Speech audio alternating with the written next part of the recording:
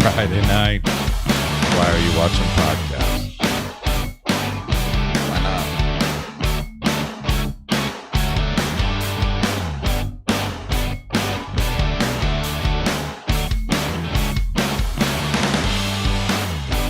All right.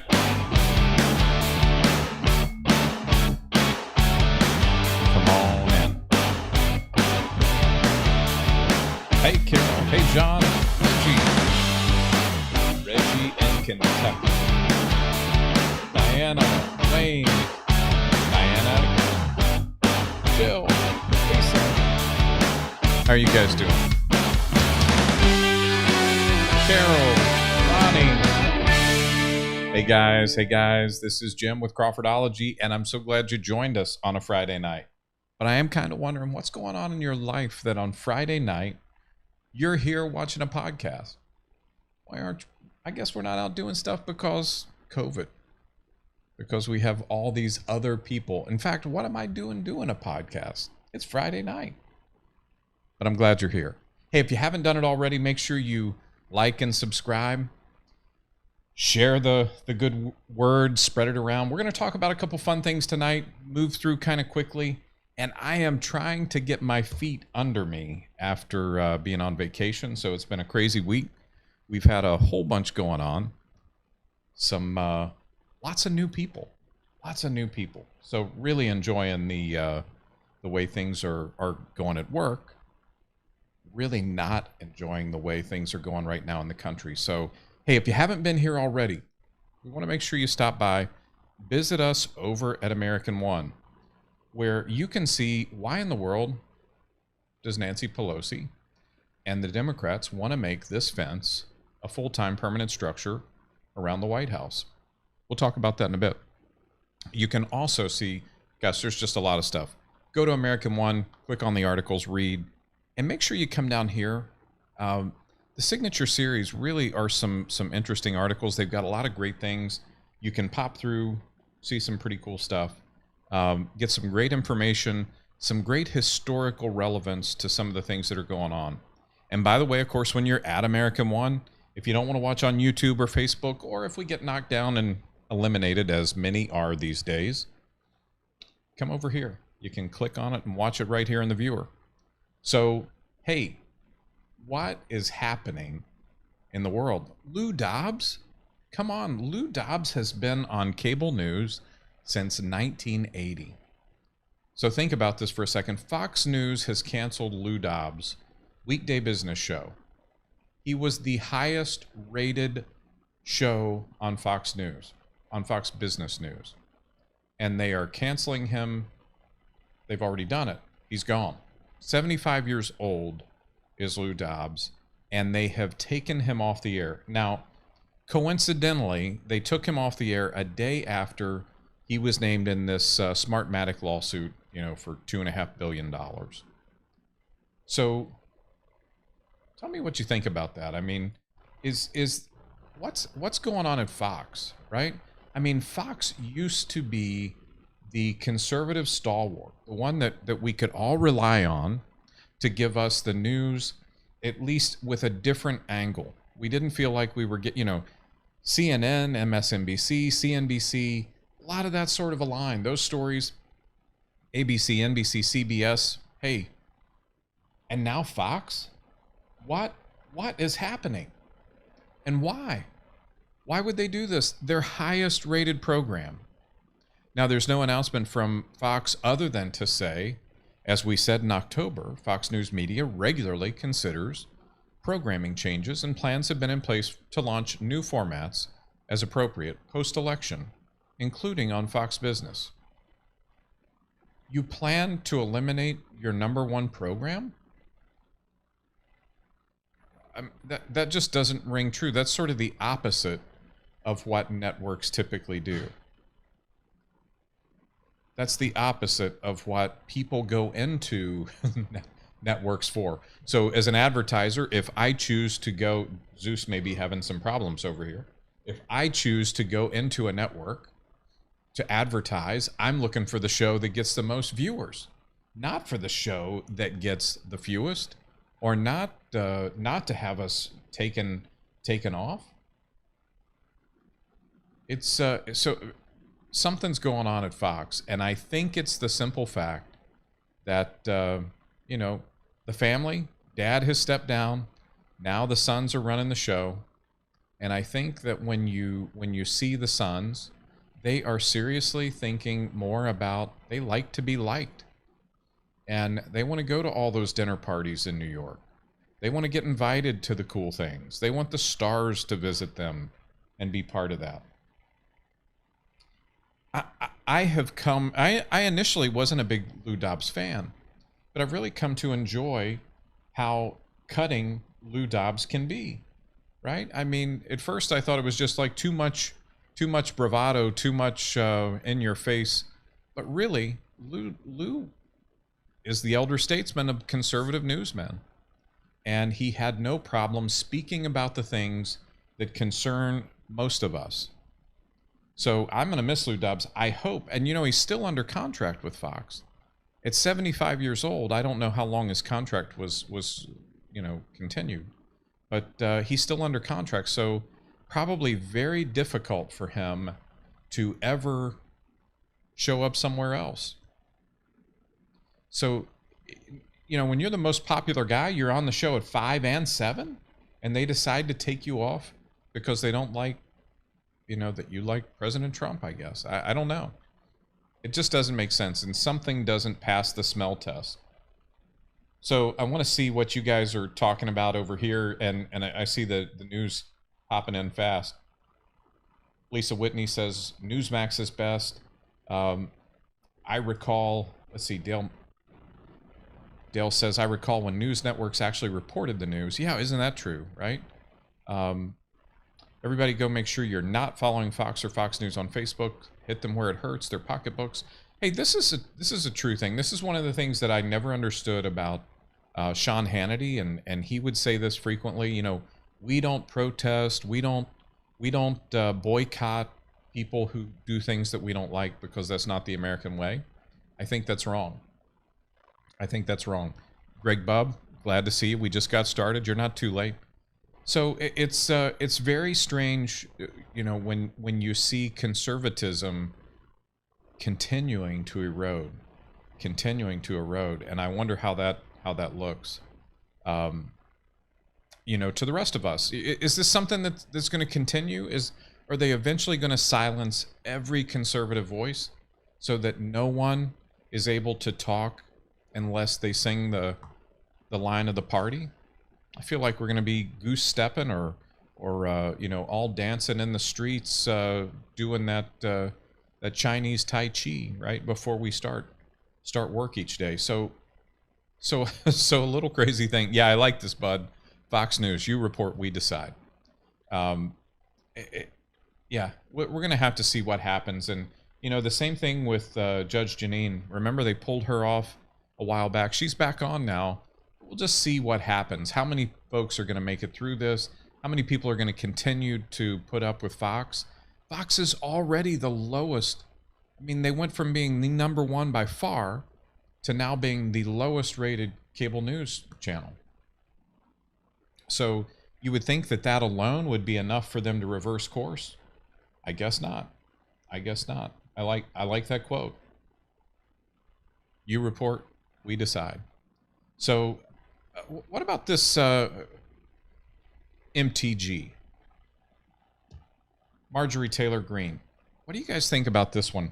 So Marjorie Taylor Greene, you know, she came out and did something basically saying, she made some comments along the line of QAnon. She denied that certain things happened. Some pretty crazy things, right? As far as the things she said. A couple of years ago, though. These were a couple of years ago. Now, she came back, was elected by the people of Georgia to represent her district.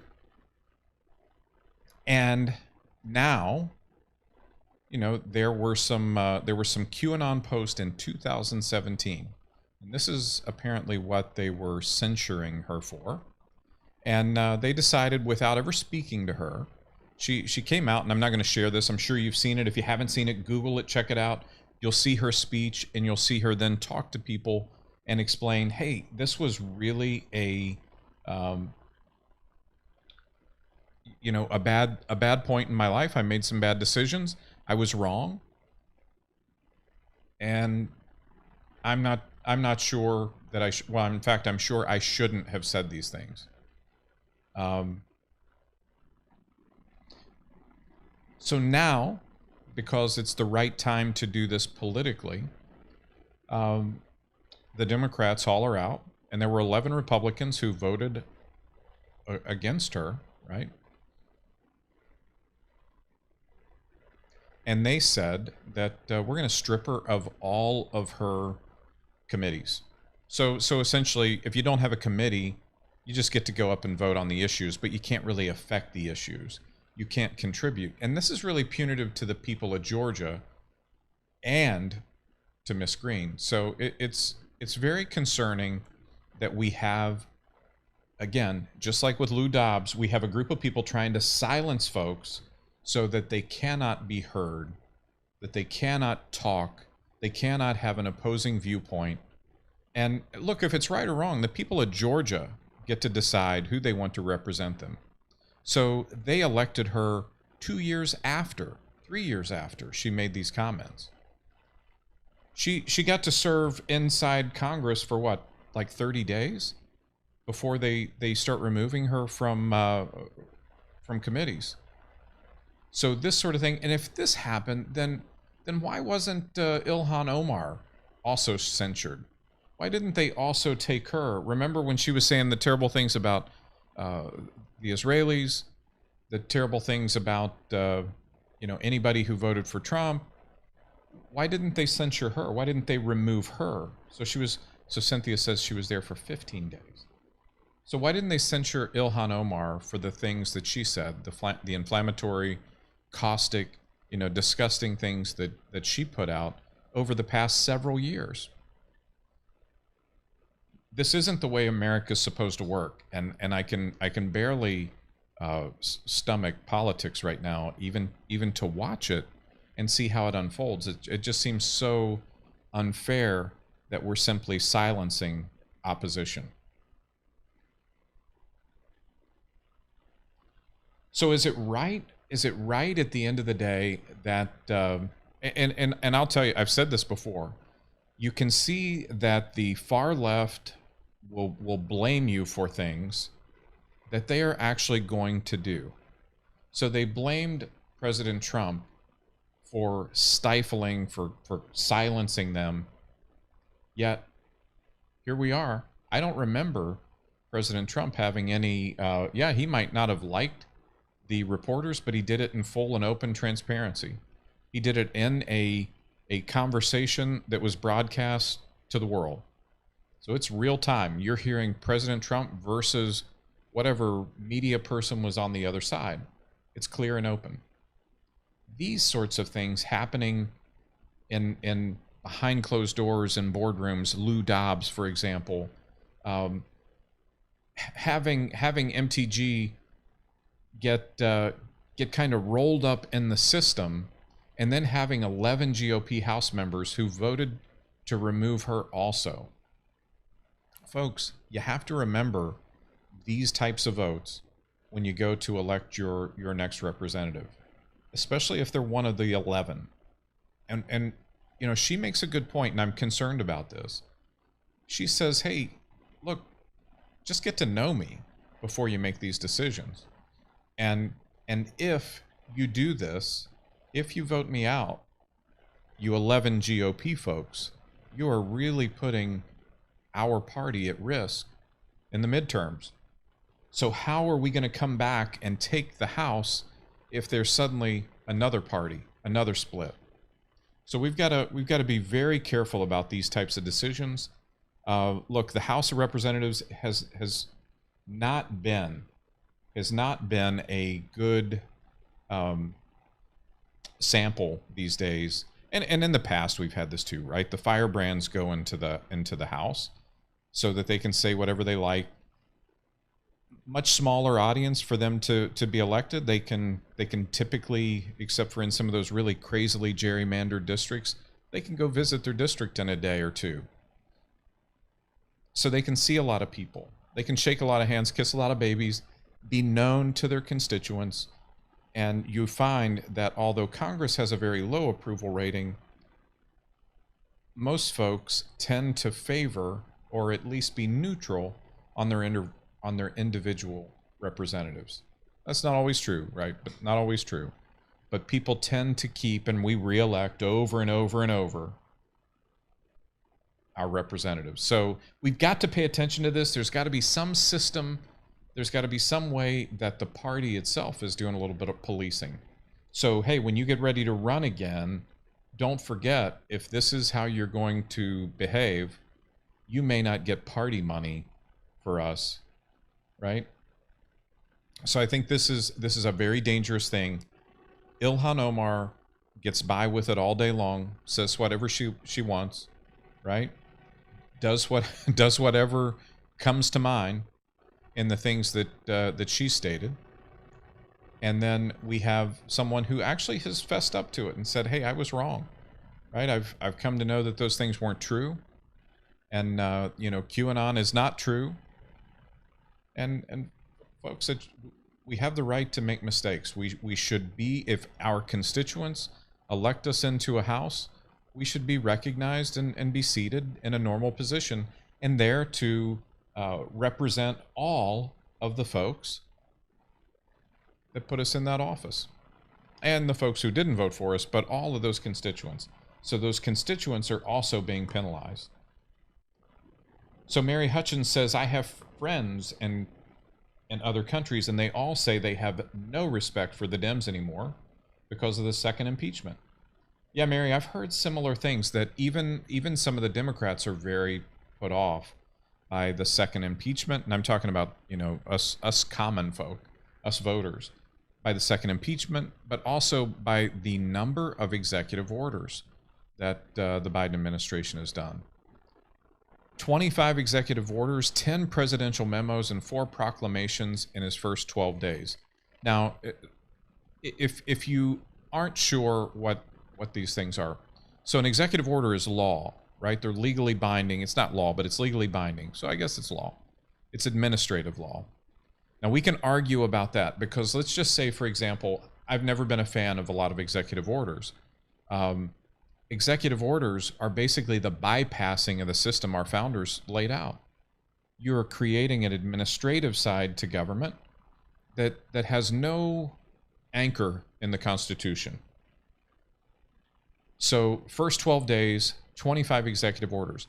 Presidential memos, these memorandums also carry a similar weight as administrative law. So if you look at it this way, it's 35 pieces of administrative law that bypassed the representative bodies and were done, however they wanted. Remember, those 25 executive orders were all about unity, right? We talked about that. Things important to us, like let's tear down the wall that we just built. Let's allow people to invade the borders. Let's stop deportation. Let's do these things that just reverse course wholeheartedly. So I could have been in favor of saying, hey, let's slow down the car before we turn it around. But what those executive orders were like is we were headed down the highway at 50 miles an hour in one direction, and then with the stroke of a pen, we simply turned and started going the other way, right? I don't know what you think that looks like to the rest of the world. I think it must look crazy. They must think that we are the most incompetent group of nincompoops ever to occupy a country. So to give you an idea, in Bill Clinton's first few days, let's look at the same 12 days, and this is from an article. Who was this article from? Well, I can't tell you who the article's from. The article is by Amanda Shedrick, and I'll tell you in a minute who it's from, or what visual journalist, Amanda Shedrick. So the cool thing here is she's put a nice piece together that just kind of breaks down, hey, how many did Bill Clinton have? How many did George Bush have? So same first 12 days in office, Bill Clinton had 2 executive orders. Looks like he had 7 presidential memos and 2 proclamations. By the way, these proclamations are more ceremonial. Hey, let me tell you what this looks like. You know, this is positive. This is whatever. So one of those presidential memos was repealing or reinstating Mexico City policy. This happened again with George Bush, repealing or restating. He also had 2 executive orders. It looks like he had 2 presidential memos and 1 proclamation. Barack Obama, now he took the cake, right? He had more than all the rest. Looks like he had 9 executive orders. Then it looks like he went for broke. He did 10 presidential memos. So he had essentially 19 executive laws put out on his first 12 days and then 1 proclamation. President Trump. Now, President Trump, everybody knows this guy was crazy in terms of he was going to go wild. And by the way, there was also a restating of the Mexico City policy. President Trump certainly put out a ton of executive orders. He put out 7 in his first 12 days, less than Obama, more than Bush or Clinton. There were 3, 4, 5, 6, 7, 8, 9, 10, 11, it looks like, presidential memos and 2 proclamations. Joe Biden has blown the doors off here, right? So this isn't the way to really build unity. You don't just kind of roll along and do whatever you like. And that's, by the way, the Mexico City policy is a Reagan-era rule banning U.S. funding for global organizations that provide abortion services. This was one of the things that that Biden was very happy. So it looks like these get repealed every time a Republican goes in. Bush and Trump repealed. And Clinton, Obama, and Biden put it back into play. So when you think about executive law is the overreach of the executive branch. It's the president deciding that he can act wholesale without the consent of Congress to create laws. And we've allowed that to happen. Folks, we've got to be very careful about what this looks like, because that's what the juntas do. That's what dictators do. You know, the only rubber stamps come from those legislative bodies after the junta tells them what the law is going to be. We don't need that here. We don't want that in the United States. We want to return from any of these presidents, by the way. We want to return to constitutional rule of law.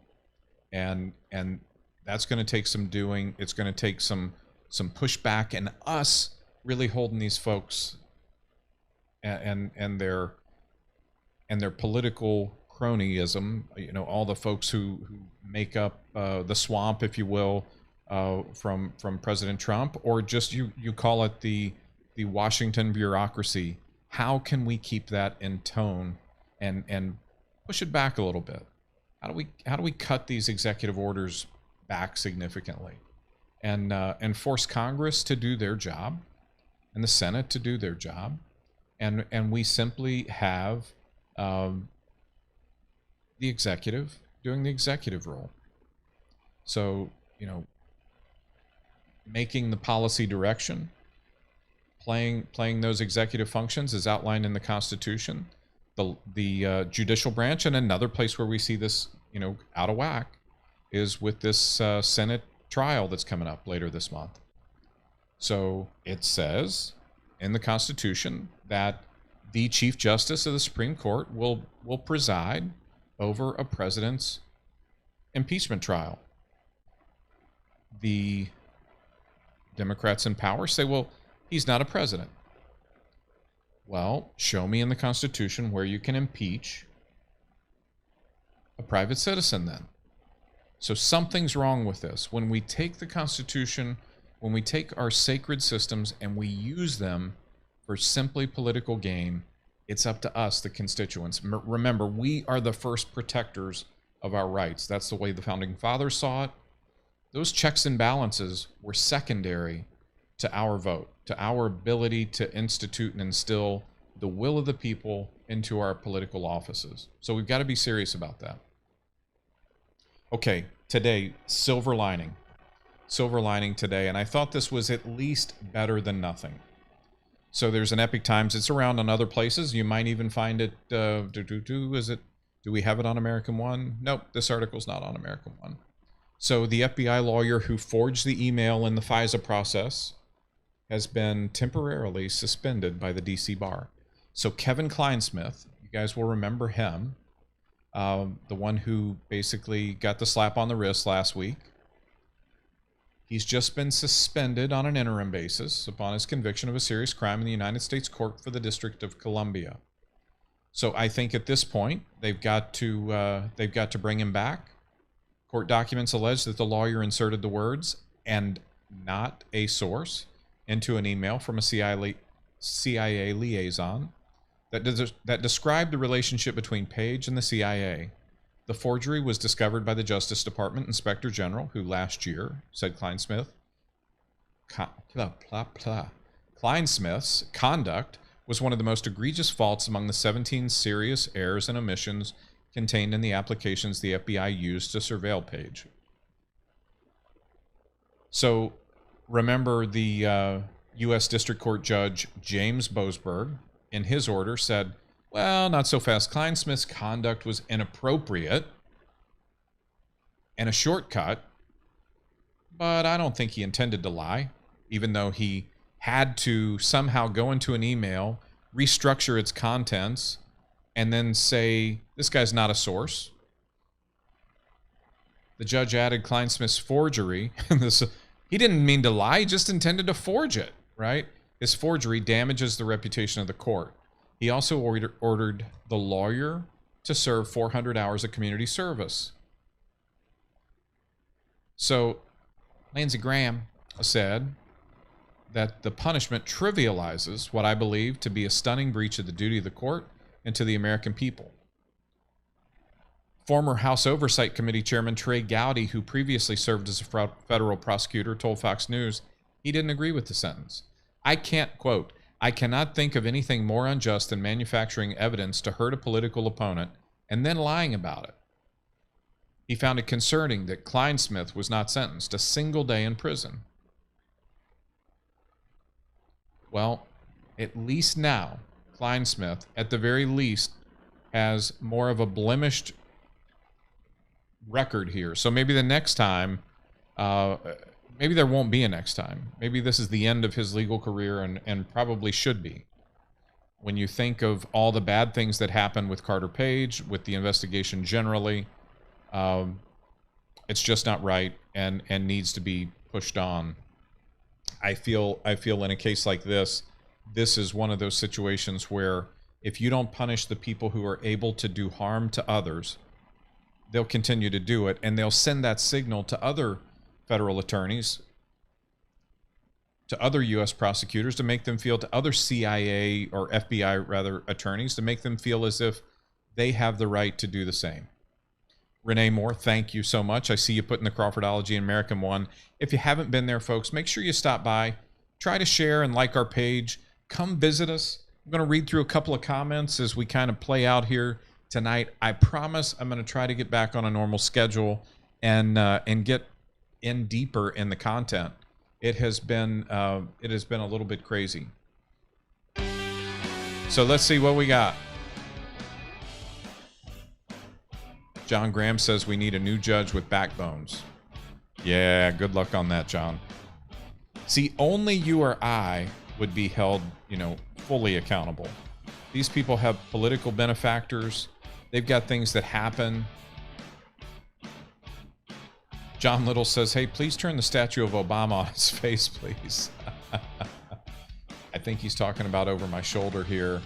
We've got, let's see, right back in the next to George Bush. I do have Obama. Oh, yeah, it's a different day, different world. Has Fang Fang made an impeachment manager yet? Well, they're going to. Fang Fang's going to have an important role here. There will be many things yet to hear from Fang Fang. Hey, you guys take care.